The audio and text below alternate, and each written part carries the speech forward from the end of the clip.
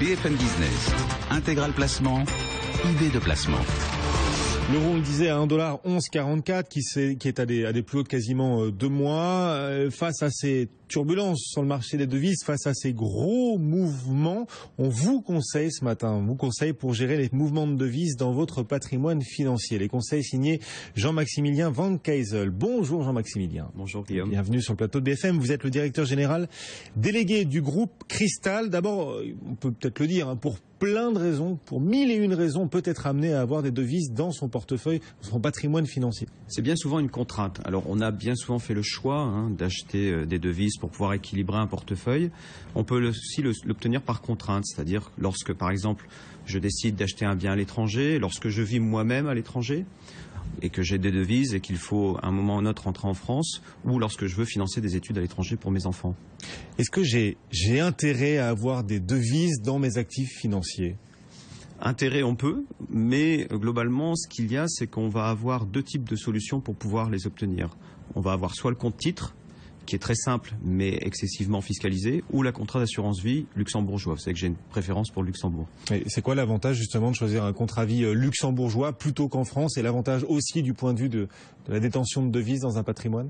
En tout cas, sur le Luxembourg, on peut le faire. C'est-à-dire qu'un contrat d'assurance vie français ne permet pas d'avoir des devises en son sein. Sur un contrat luxembourgeois, on peut le faire. Et après, on a 1000 raisons pour faire de l'assurance vie, mais globalement, on a une fiscalité qui sera plus légère qu'en sur un compte titre. Alors expliquez-nous un peu mieux ce contrat d'assurance vie luxembourgeois. Dans un contrat français, on ne peut investir qu'en euros. Oui. Et là, dans le luxembourgeois, j'investis dans la devise que je souhaite. Tout est possible. Il y a quelques grandes devises disponibles. On va avoir la livre sterling, le dollar, l'euro.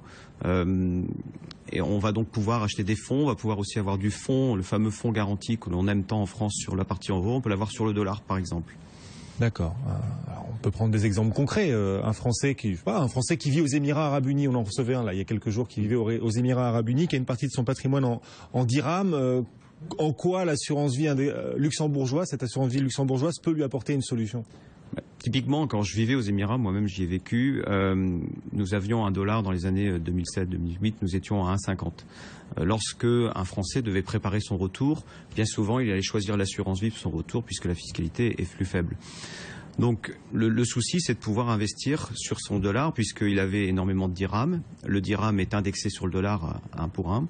Donc il était nécessaire pour lui de pouvoir acheter plutôt un contrat d'assurance vie, souscrire, changer ses dirhams en dollars et attendre un moment opportun, typiquement en ce moment, pour changer ses dollars en euros. Bon, et imaginons, je suis parent, j'ai des enfants et je souhaite que mes enfants un jour fassent leurs études aux États-Unis. Que m'apporte ce contrat vie luxembourgeois ? La faculté, encore une fois, de lisser le change. La question du change, c'est une question de temps. En gestion de patrimoine, on a une vision beaucoup plus longue que sur de l'asset management classique. Donc on va essayer de lisser. Ce qui fait que, par exemple, lorsque je veux prévoir des études pour le futur à mes enfants, dans 10-15 ans, je vais commencer à épargner en dollars, tranquillement, et donc avoir un change qui va fluctuer doucement sur mon effort d'épargne. Voilà, donc ce contrat vie luxembourgeois, il apporte des solutions pour intégrer les devises étrangères dans un patrimoine, dans une stratégie aussi, pourquoi pas permettre à vos enfants d'aller étudier à l'étranger. Maintenant, si on s'intéresse à l'immobilier, est-ce que je peux trouver un intérêt à investir dans l'immobilier en utilisant une autre devise que l'euro ? En tout cas, ça arrive souvent puisque les Français adorent investir dans l'immobilier et ils adorent l'investir dans l'immobilier international. Ça se fait énormément, que ce soit en Europe, plus près de nous, en Espagne par exemple. Ça s'est fait beaucoup au Maroc et ça s'est fait beaucoup aux États-Unis. Je pense à la Floride où beaucoup de Français ont investi en Floride. Le problème, encore une fois, c'est le change. Donc il faut pouvoir investir, en tout cas financer cette opération-là, lorsqu'on a un change intéressant, facile, lorsqu'on a un change plus difficile, compliqué. Prenons l'exemple là d'un Français qui souhaite rentrer en France et qui souhaite même investir en France en immobilier. Lorsqu'il était en dollars, je parle même au mois de mai l'année dernière, nous avions un dollar autour de 1,30. S'il doit mettre un apport de 300 000 euros sur la table, ça va lui coûter beaucoup plus cher en dollars. S'il a le temps de mettre en dollars et d'attendre un retour à meilleure fortune géré sur la devise, il va pouvoir utiliser une assurance vie.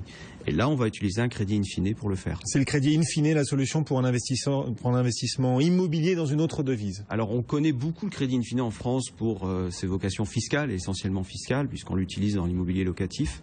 Il est souvent plus cher. Ce coût supplémentaire va être vraiment absorbé par notre capacité à gérer le change. Donc, on va faire un prêt ou in fine, donc on va rembourser le capital en une fois à la fin. Pendant la durée de prêt, on paye que les intérêts. Et donc, on va mettre en garantie, et bien souvent, il faut mettre en garantie un contrat d'assurance vie qui va servir à payer le capital à la fin. Encore une fois, si j'ai un dollar contre euro qui n'est pas intéressant, je vais plutôt investir sur un contrat dollar. Attendre, on a souvent sur un prêt immobilier 10, 15, 20 ans pour pouvoir le faire. Attendre un meilleur change et dans le contrat, changer de devise, passer de dollar à l'euro. Donc c'est plus de souplesse en fait. Voilà. Pour passer d'une devise à l'autre grâce à ce crédit in fine. En tout cas, c'est 3 points. C'est cette souplesse. Deuxièmement, le fait qu'on ne paye que des intérêts, donc on a une mensualité faible. On va avoir des loyers qui bien souvent vont couvrir cette mensualité. Donc on n'a pas à envoyer de l'argent tous les mois dans une devise. Et enfin, malgré tout, un aspect fiscal, puisque dans la plupart des grands pays, les intérêts sont déductibles comme en France des loyers. On vient de parler d'immobilier, on peut aussi parler d'actions. On est très présent, vous savez, sur la bourse, sur BFM Business. Parlons de ces actions. Alors, est-ce que je dois effectuer des démarches particulières si, compte tenu de l'évolution des devises, je réalise une plus-value sur mes actions? Alors ça, c'est un grand piège.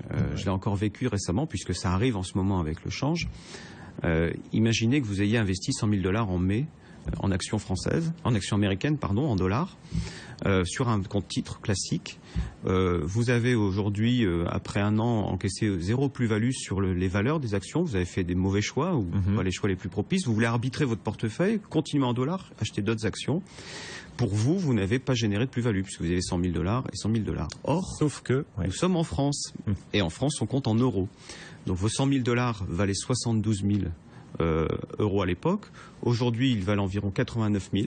Vous avez fait 17 000 € de plus-value, 23% de performance. Vous devez payer l'impôt sur le revenu sur cette plus-value. Ça, il faut le savoir. Quand on ça, investit... c'est un petit détail qui peut faire souffrir. Exactement. C'est toujours ce qu'on dit pour un investissement à l'étranger. Il faut regarder l'évolution faciale des actions et puis aussi l'évolution compte tenu des effets de change. Et là, pour le coup, l'impact fiscal peut être totalement différent. Bien sûr. Et notamment si on réalise une plus-value quand on convertit en euros. Voilà quelques clés donc pour bien gérer les effets de change dans un patrimoine mobilier ou encore immobilier. Jean-Maximilien Van Keysel, le directeur général délégué du groupe Cristal. Merci beaucoup. Merci à vous, Guillaume. Et à bientôt sur BFM Business.